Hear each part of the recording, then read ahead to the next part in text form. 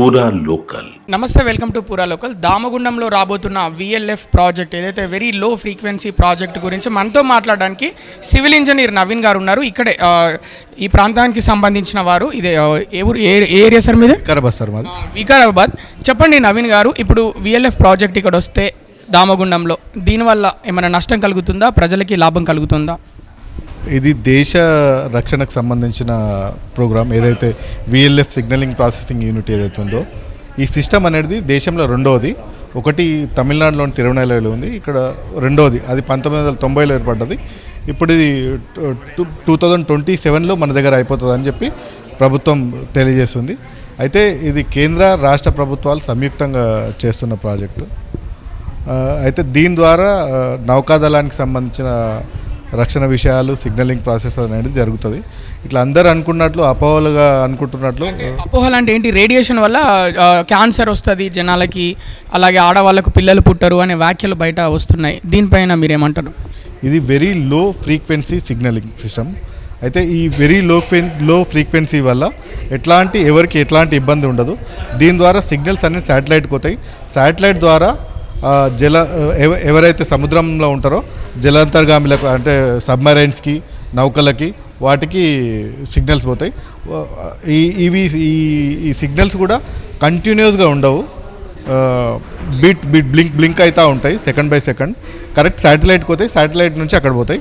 ఇది పూర్తి నిపుణులతోని పూర్తిగా అదైన తర్వాతనే గ్రీన్ ట్రిబ్యునల్ పూర్తి ఆమోదం తెలిపిన తర్వాతనే ఈడ ఏర్పాటు చేయడం జరుగుతుంది. ఈడనే ఏర్పాటు చేయడానికి కారణం ఈ సముద్ర మట్టానికి చాలా ఎత్తుగా ఉండడం, 654 మీటర్ల ఎత్తున ఉండడం. ఒకటి, ఈ ప్రాంతం అనువుగా ఉంది. ఇంకోటి, రక్షణ పరంగా కూడా ఈ ప్రాంతం చాలా మంచిది కాబట్టి దీన్ని రక్షణ పరంగా కూడా ఎవరు దీన్ని టార్గెట్ చేయలేరు, శత్రు దేశాలు టార్గెట్ చేయలేరు కాబట్టి దీన్ని ఎంచుకోవడం జరిగింది. కొంతమంది ఎవరైతే వికారాబాద్కి సంబంధించిన వాళ్ళు అంటే ఈ ఏరియాకి సంబంధం లేని వాళ్ళు కూడా, వేరే ప్రాంతం వాళ్ళు, వేరే రాష్ట్రంలో, పొరుగు రాష్ట్రాల్లో ఉన్నవాళ్ళు, పొరుగు జిల్లాల్లో ఉన్నవారు, వారు కూడా ఈ ప్రాజెక్ట్ గురించి మాట్లాడుతున్నారు. అంటే మన ప్రకృతిని కాపాడుకోవాలి అనే విధంగా మాట్లాడుతున్నారు. దీనిపైన ఏమంటారు?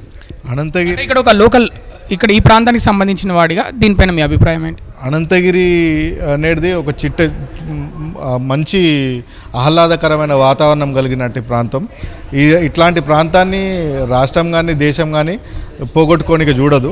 ఇక్కడ చాలా తక్కువ మొత్తంలో 1174 హెక్టార్ల అటవీ ప్రాంతాన్ని తీసుకొని దాంట్లో ఏవైతే నష్టపోతున్నాయో ఆ చెట్లకు బదులుగా 5 రెట్లు ఏర్పాటు చేసిన తర్వాతనే దీనికి ఆమోదం తెలుపుతామన్నారు. దానికోసం అని చెప్పి మీడియా పరంగా చూసింది ఏంటంటే 133 కోట్లు కాంపా నిధులు ప్రభుత్వానికి చెల్లించిందని తెలిసింది. దాంట్లో ముందస్తుగా 13 కోట్లేమో చెల్లించారని వీడియో మాధ్యమాల ద్వారా తెలుసుకోవడం జరిగింది.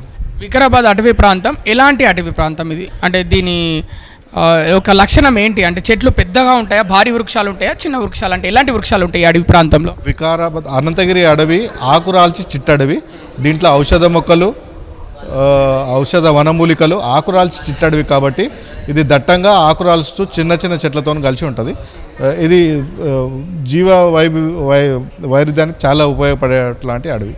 అంటే ఇప్పుడు ఇక్కడ ఏదైతే అటవీ ఉత్పత్తులు, చిన్న చిన్న ఔషధాలకి ఇవి చెట్లు ఉపయోగపడతాయి, కానీ భారీ వృక్షాలు ఏమైతే లేవని మీరు అంటున్నారు. దీనివల్ల ఏమైనా జనాలు ఏమైనా కోల్పోతారా ఈ అటవీ ప్రాంతంలో?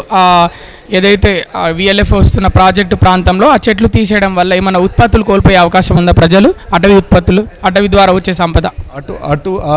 ఆ ప్రాంతంలో 2-3 గ్రామాలు ఉన్నాయి. ఆ 2-3 గ్రామాలు పూర్తిగా మెరుగుపడతాయి. ముఖ్యంగా పూడూరు మరియు ఆ చుట్టుపక్కల ప్రాంతాలు చాలా అభివృద్ధి చెందుతాయి. 27 కిలోమీటర్ల చుట్టుమేర రోడ్లు వస్తాయి, అంతర్గతంగా రోడ్లు వస్తాయి, హాస్పిటల్స్ వస్తాయి. అటవీ కూడా ఎక్కడైతే పెద్ద ఈ ప్రాంతం ఏదైతే ఏర్పాటు చేయబడుతుందో ఆడ ఎట్లాంటి వృక్ష సంపదకు నష్టం లేకుండా ఏవైతే చిన్న చిన్న పొదలు ఉన్నాయో వాటిని తొలగించి ఆ ప్రాంతంలోనే ఎక్కువ అధ్యయనిక చూస్తారు.